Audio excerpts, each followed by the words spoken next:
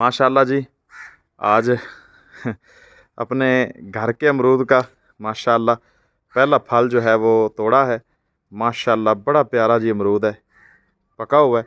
इंशाल्लाह देखते हैं कि कितना मीठा है ये देखें, बाकी अभी छोटे छोटे हैं। बस एक ही अमरूद लगा था बड़ा जो है, जो पका हुआ था माशाल्लाह।